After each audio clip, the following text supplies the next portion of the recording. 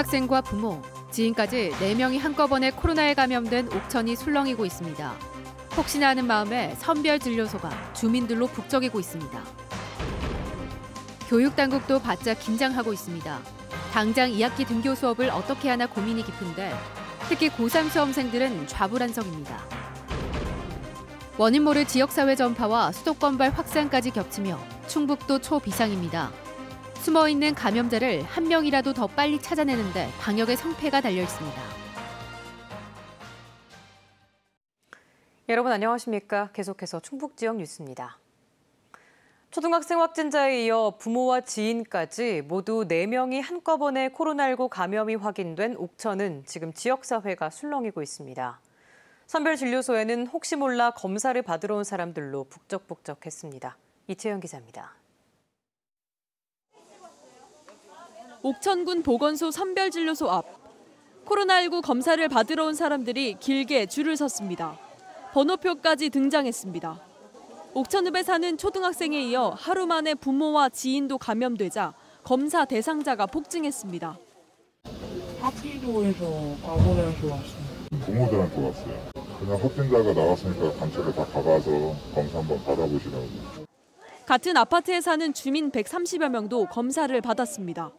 빨리 가서 검사하라고 해가지고 가족끼리 같이. 우리 아파트인 거는 관리실에서 방송해줘서 하는 거예요. 초등학생 확진자는 지난 16일 가족들과 함께 1박 2일 일정으로 대천 해수욕장을 다녀온 다음 날 밤부터 발열 증세가 나타났습니다.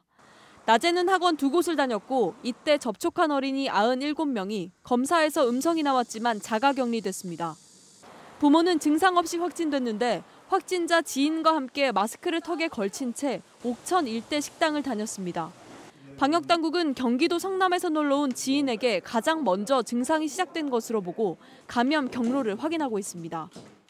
위치는 우리가 파악이 되는데 위치에서 그분과의 접촉한 사람 또 그 장소를 방문한 사람을 우리가 다시 역학조사해서 조사를 해야 되기 때문에 현재까지 확진자 4명과 접촉했거나 동선이 겹쳐 진단검사를 받은 사람은 300명이 넘습니다.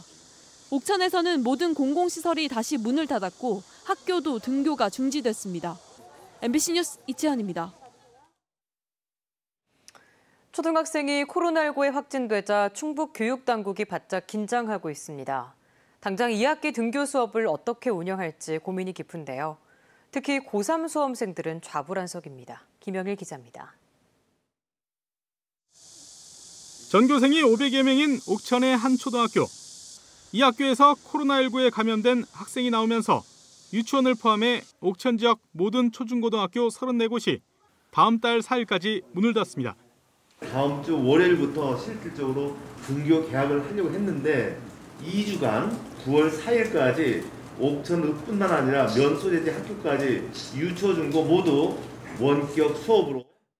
여기에 학생이 다니던 학원 2곳에서 밀접 접촉한 학생도 100명이 넘어 옥천 지역 학원 46곳 모두 휴원이 결정됐습니다. 고등학생 확진자가 나온 음성의 대안학교는 다행히 등교를 하지 않아 접촉자는 나오지 않았습니다.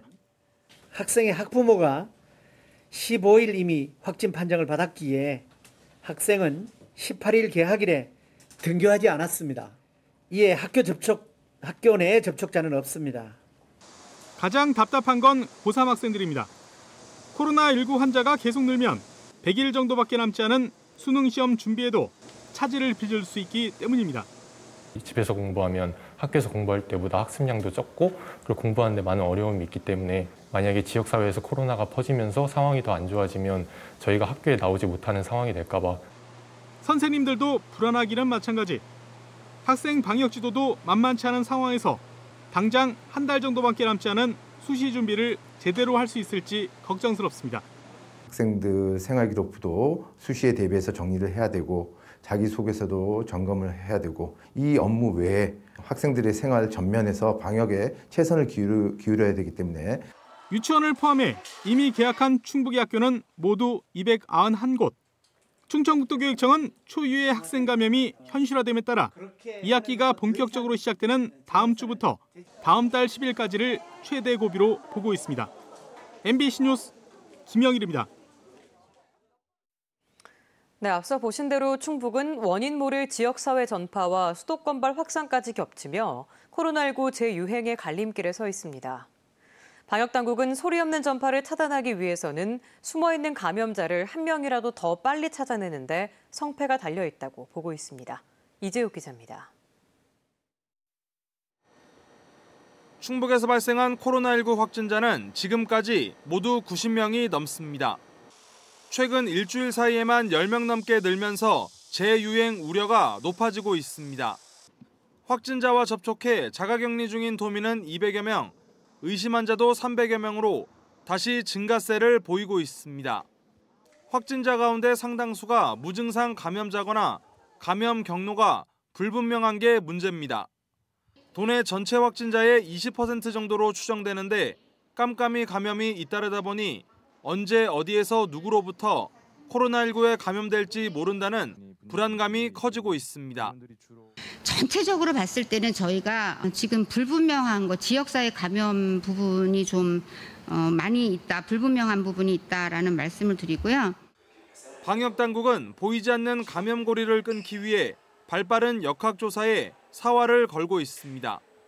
확진자의 밀접 접촉자에 대해서는 검체 채취 검사 단계부터 최근 이동 경로와 접촉자를 파악하는 등 간이 역학조사를 실시하고 있습니다. 밀접 접촉자가 확진됐을 때 빠른 방역과 격리 조치를 시작할 수 있다는 장점이 있습니다. 접촉자들을 빨리 찾아내는 게 가장 중요합니다. 그리고 이분들에 대한 진단검사, 그리고 빠른 격리, 이게 제일 중요하고요. 수도권 집회 참석자 역학조사는 어려움을 겪고 있습니다. 현재까지 지원 경찰 경력을 포함해 300여 명이 진단검사를 받았는데 200여 명은 여전히 신원을 파악하지 못하고 있습니다. 충북 방역당국은 누가 광화문 집회에 갔는지 정부의 집회 시간대 기지국 정보를 요청했습니다. 광화문 집회 참석자 명단 제공을 거부하고 잠적해 제천시로부터 고발당한 60대 목사는 경찰이 소재를 파악해 조사하고 있습니다. 충북은 지금 사회적 거리두기 2단계로 가는 기로에 서 있다며 자발적인 방역 협조를 당부했습니다. MBC 뉴스 이재욱입니다. 경기도 가평 육군부대에서 코로나19 확진자와 접촉한 장병 100여 명이 충북 도내 군부대에서 임시 격리 생활에 들어갔습니다. 충청북도는 어제부터 오는 31일까지 육군 삼수송 교육연대 소속 장병 140명이 괴산 학생군사학교와 영동 육군종합행정학교에 각각 분산 배치돼 격리된다고 밝혔습니다. 이들은 서울 사랑제일교회 예배를 다녀온 확진자의 접촉자들로 최근 진단검사에서 모두 음성 판정을 받았습니다. 제천에서 발생하는 생활 폐기물을 처리하는 자원관리센터가 이번 장맛비로 큰 피해를 입었는데요. 긴급 복구가 이뤄졌지만 완전한 정상화까지는 2달이 더 걸릴 것으로 보입니다. 이후 지자체에서 쓰레기를 일부 받아주면서 다행히 대란은 피했지만 줄지 않는 쓰레기가 문제입니다. 이지영 기자입니다. 지난 2일 폭우 때 산사태가 덮친 제천 자원관리센터. 생활 폐기물을 처리하는 소각장과 매립장 곳곳이 물에 휩쓸립니다.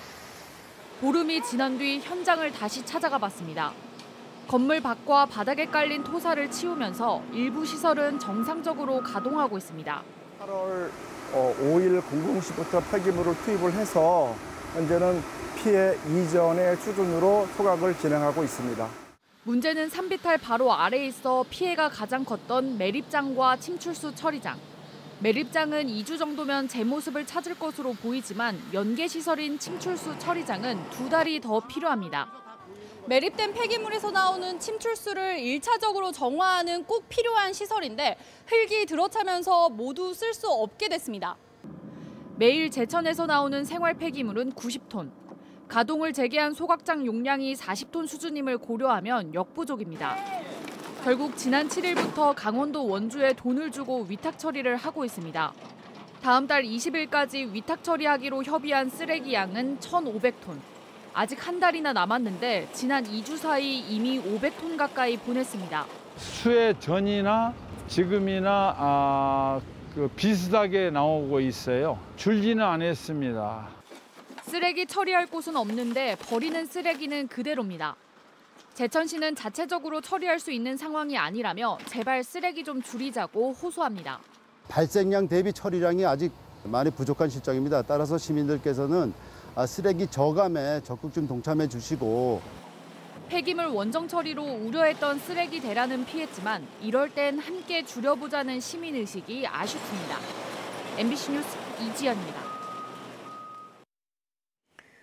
공사 현장에서 흙더미가 무너져 한 명이 숨지고 한 명이 부상을 입었습니다.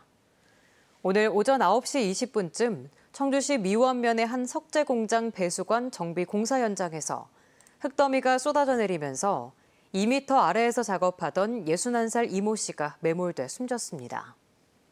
오전 10시쯤에는 영동군 영도급의 한 아파트 공사 현장에서도 흙더미가 무너져 오수관 매립 작업을 하던 50대 노동자의 다리가 매몰됐지만 다행히 구조됐습니다. 충청북도가 충주를 중심으로 국내 최대 규모의 차세대 승강기 산업 밑그림을 그렸습니다. 충청북도는 오늘 충북연구원에서 개최한 승강기 산업 거점 육성 연구 용역 최종 보고회에서 34개 세부 이행 과제를 선정했습니다. 이를 위해 오는 2030년까지 4,500억 원을 투입해 충주 제5산단을 스마트 승강기 산업단지로 조성하고 전문 인력 양성, 기술 지원센터도 구축할 계획입니다. 충청북도 산하 공무원의 직장 내 괴롭힘을 예방하기 위한 조례 제정이 추진됩니다.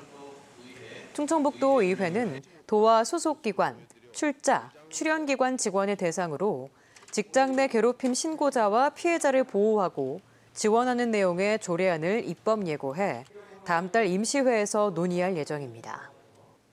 조례안에 따르면 도지사와 기관장은 괴롭힘 사실을 알게 되면 즉시 사실관계를 조사하고 근무 장소 변경과 유급 부결 명령 등의 조치를 내릴 수 있습니다. 오는 22일부터 다음 달 5일까지 제천체육관에서 열릴 예정인 2020 제천 MG 새마을금고컵 프로 배구 대회가 관중 없이 진행됩니다. 한국배구연맹은 당초 경기장 수용 인원의 10%인 163명만을 입장시켜 경기를 치를 예정이었지만 제천시의 요청으로 무관중 경기로 전환하기로 했습니다. 대신 모든 경기가 KBLTV와 지상파 방송으로 생중계됩니다. 충북지역 뉴스였습니다. 고맙습니다.